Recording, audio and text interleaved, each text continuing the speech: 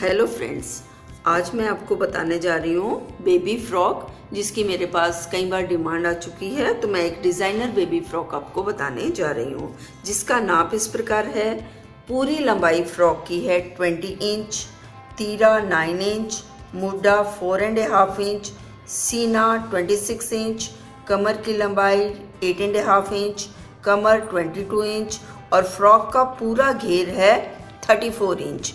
तो हम 4 तहों में रखते हैं, तो मैंने वो हिसाब लगा के लिखा हुआ है। अगला गला है 4 इंच, पिछला गला भी 4 इंच है और गले की चौड़ाई है 4.5 इंच। तो सबसे पहले जो है फ्रॉक के लिए कपड़ा, इस लंबाई के नाप के लिए फ्रॉक के लिए कपड़ा 1 से 1.5 मीटर लगता है। ये मेरे पास कट पीस थे, तो मैं इसमें से अपनी फ्रॉक की ड्राफ्टिंग आपको सिखाती हूँ, उसके बाद मैं सिलना भी बताऊँगी। तो सबसे पहले हम, ये बंद भाग हमारी तरफ है, खुला भाग इधर है।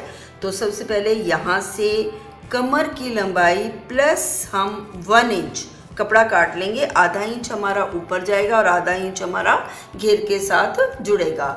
कमर की लंबाई है 8.5, तो +1 9.5। ये हम अपना कपड़ा चोली के लिए काट लेते हैं ऐसे। इसमें हम चोली बनाएंगे और साथ में एक डिज़ाइन बनाएंगे।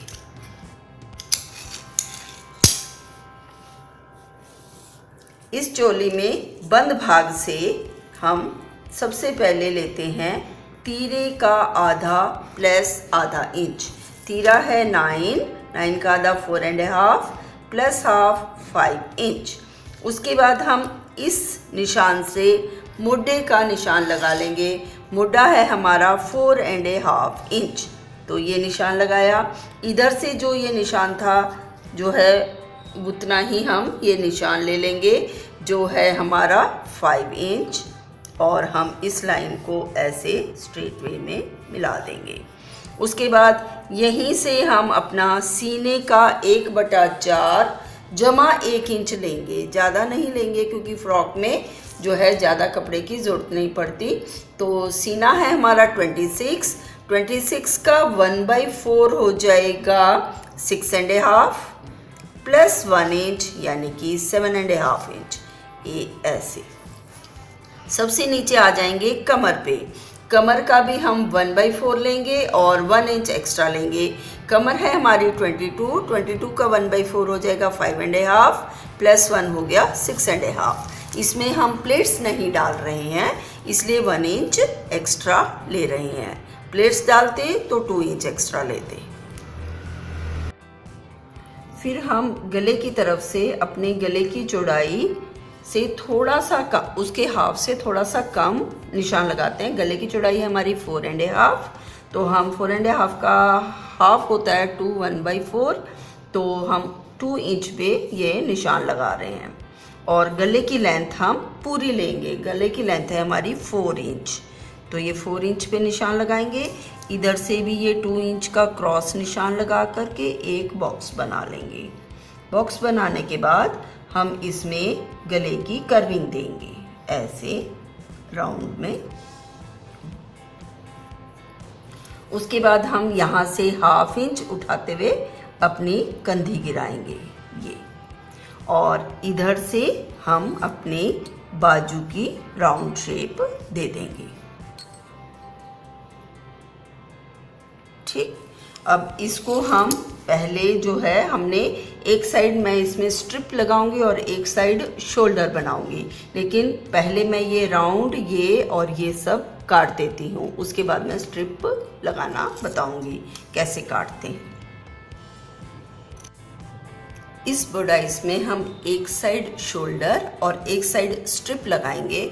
तो शोल्डर वाली साइड तो हमने ये ड्राफ्टिंग कर दी है। अब स्ट्रिप वाली साइड में हम जितना ये गला है हमारा लेंथ में 4 इंच, इधर भी हम ऐसे 4 इंच का निशान लगाएंगे और इस लाइन को ऐसे थोड़ा सा ऐसे कर्विंग में इसको काट देंगे।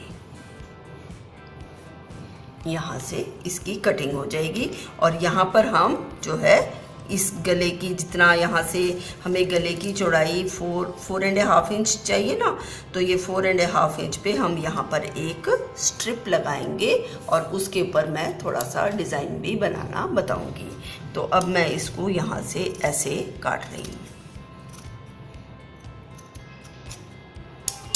ठीक है, तो यहाँ पर स्ट्रिप लग जाएगी। ये हो गई हमारी बुडाइस की, जो फ्रॉक की बुडाइस है उसकी कटिंग।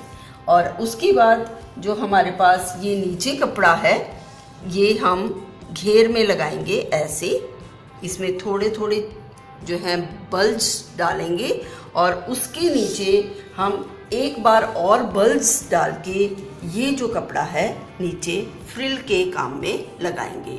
ये सब मैं जो है आपको स्टिचिंग में बताऊंगी। स्टिचिंग के लिए सबसे पहले हम ये शोल्डर स्टिच करेंगे एक साइड का। उसके बाद ये जो हमारी तिरछी पट्टी है, स्लांट स्ट्रिप, मैंने जॉइंट लगा लिए हैं इसमें, और यहाँ से यहाँ तक दोनों पार्ट्स में अलग अलग पहले ये सिलेंगे और ये शोल्डर के में भी स्ट्रिप सिल देंगे। मैं शोल्डर सिल करके उसके बाद स्ट्रिप वैसे ही सिलते हैं जैसे हम बैक नेक में सिलते हैं, और उसमें कट्स लगाएंगे और अंदर की तरफ फोल्ड कर देंगे। ये करने के बाद और उसके बाद मैं इसमें ये हमारी इस साइड की जो पट्टी है, वो जो स्ट्रिप बनानी है हमने, वो लगाऊंगी। इसमें मैं दोनों साइड से इसको जो है रॉन्ग साइड में ऐसे और ऐसे सिंपल फोल्ड करूंगी। ये फोल्ड करने के बाद दोनों पट्टियों को और ये शोल्डर वगैरह सब जॉइंट करने के बाद मैं इसके आगे नेक्स्ट आपको बताती हूँ। इसकी ये शोल्डर की पट्टी लगा कर मोड़ने के बाद और ये पट्टी लगाकर मोड़ने के बाद अब सबसे पहले मैं जो ये इसके नीचे का घेर है उसमें ऐसे यहाँ पर एक कच्ची सिलाई लगाऊंगी और उसमें बल्ज डाल देंगे, और उससे नीचे वाली जो फ्रिल है उसमें भी मैं कच्ची सिलाई लगा करके बल्ज डालूंगी इस प्रकार से। ये मैंने पहले भी आपको बता रखे हैं। ऐसे यहाँ से थोड़ी मोटी चाल की सिलाई लगा करके इसको स्ट्रेट सिलाई लगानी है, और ये टूटने नहीं चाहिए सिलाई बीच में से।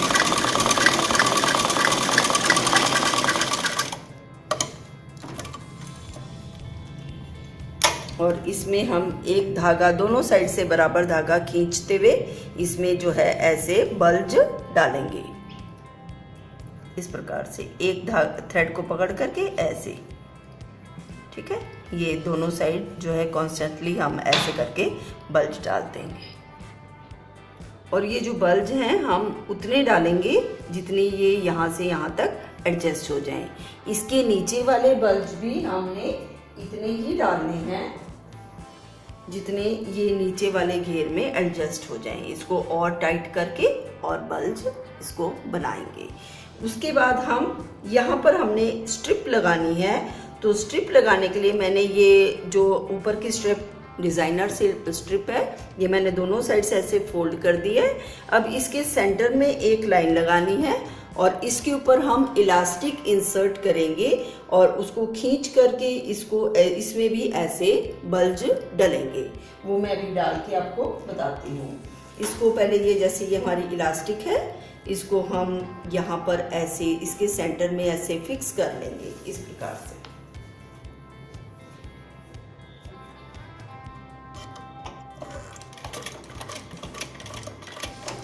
इसको 2-3 बार ऐसे करके इसको फिक्स कर लेंगे।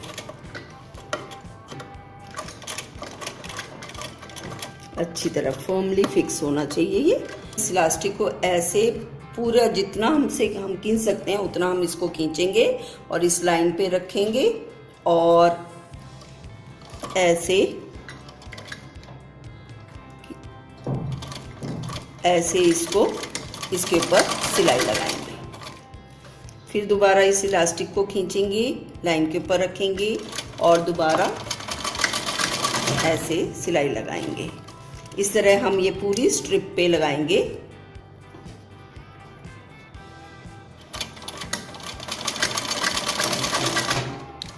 ये सेंटर में लगेगी तो ज़्यादा अच्छी रहेगी।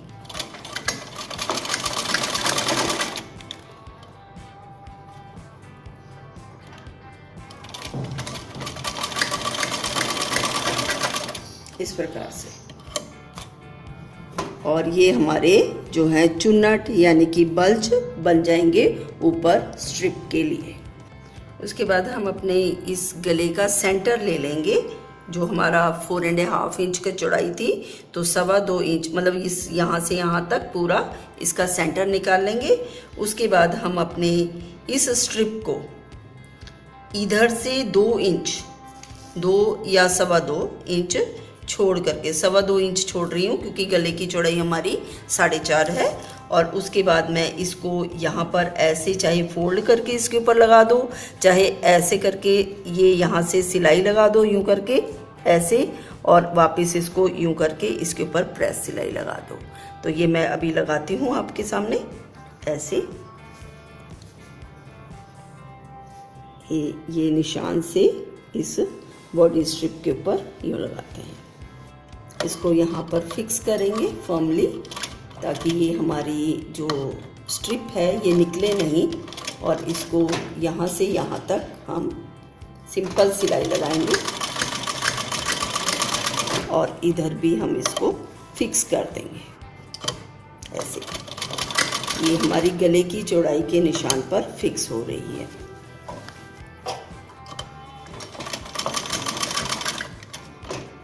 और इसको हम अब ऐसे यूँ पलट देंगे और इसके ऊपर भी हम ऐसे सिलाई लगा देंगे।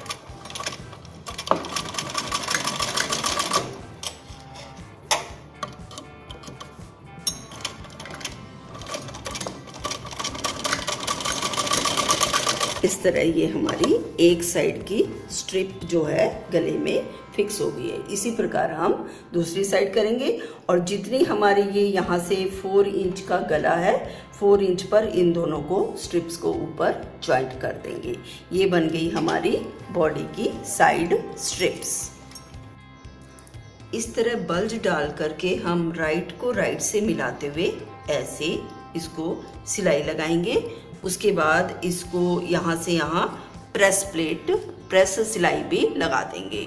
जब ये सिलाई लगाने के बाद फिर हम इसका और इसका भी राइट टू राइट मिलाएंगे और सिलाई लगाएंगे। उसके बाद इसको भी प्रेस सिलाई लगा देंगे। इसके बाद जो है ये सब करने के बाद, ठीक है, उसके बाद हम ये साइड की सिलाई लगाएंगे। और चाहे इच्छा है तो हम यहाँ पर एक बेल्ट लगा सकते हैं, नहीं तो ऐसे भी ये बेबी फ्रॉक तैयार हो जाएगी। देखिएगा एक साइड इस प्रकार, ये ऐसे हमने ये सिलाई और इसके ऊपर अब प्रेस प्लेट लगाएंगे और ये साइड की सिलाई लगा करके ये हमारी बेबी फ्रॉक तैयार हो जाएगी। ये सब करने के बाद मैं एक इसकी इमेज आपको अपलोड कर दूंगी और नेक्स्ट वीडियो में मैं आपको एक नई कटिंग या एक नई स्टिचिंग आसान और सिंपल तरीके से सिखाऊंगी। धन्यवाद।